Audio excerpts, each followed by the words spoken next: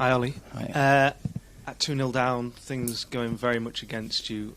What are you thinking on the sidelines? Because it'd been a particularly poor performance to that point.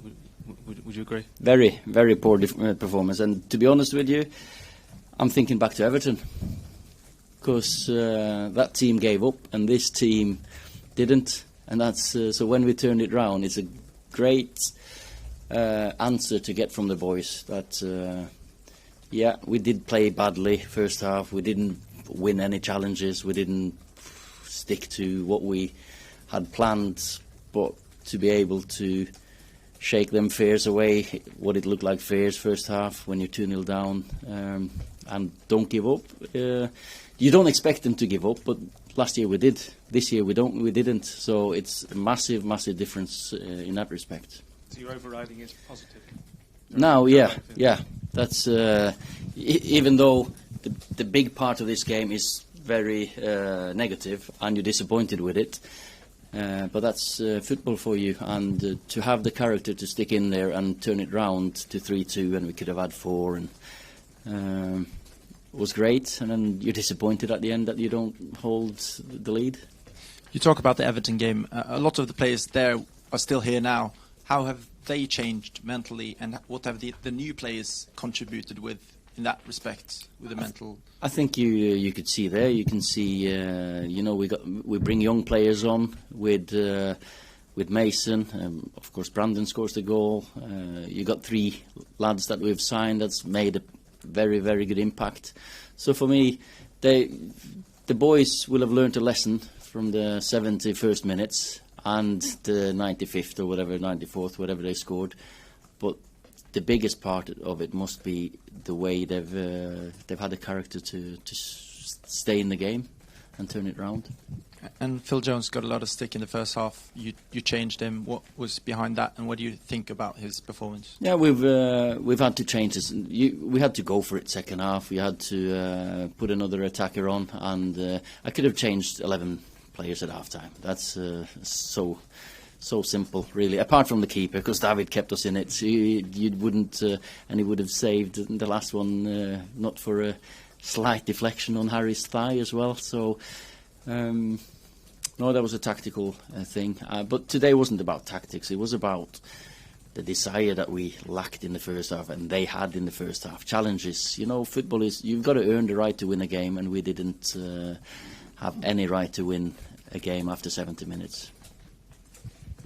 Would you have said that was the angriest you were at half time then? Just saying no, you could change them all.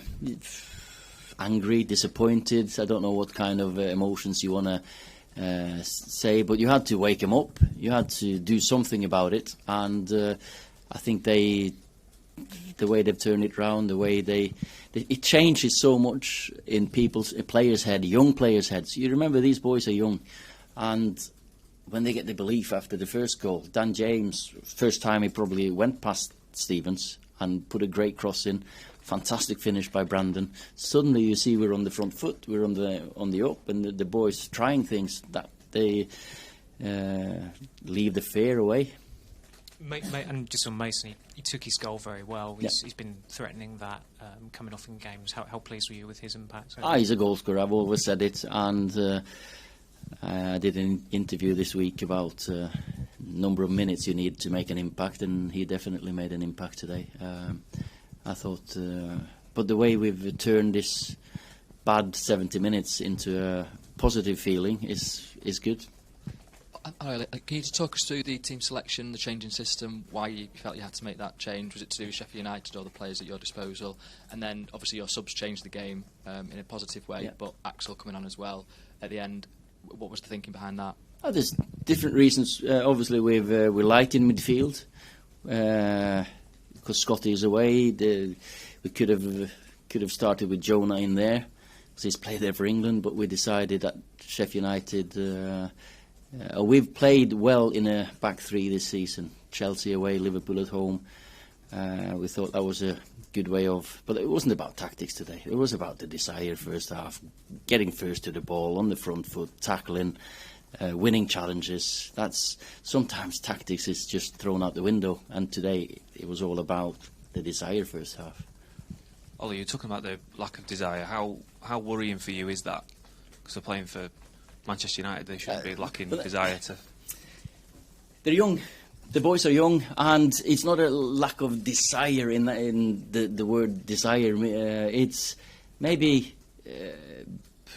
that confidence in themselves. You know, Andreas and Fred in midfield, they've never played together before.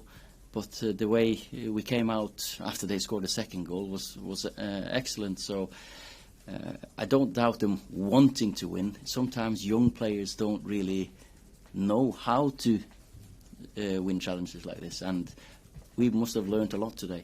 I'm sure they have. And how do you go about changing that from here then? Play like you did in the 7, 8, 10 minutes when we scored. Just release the fears. Play with belief, confidence. They've come through the academy, most of these boys, and they've, you know, when Mason comes on, plays with no fear. Brandon's great goal. It's something that you try to teach them, but they, along the way in the academy, you don't learn these. You don't play these games in the academy.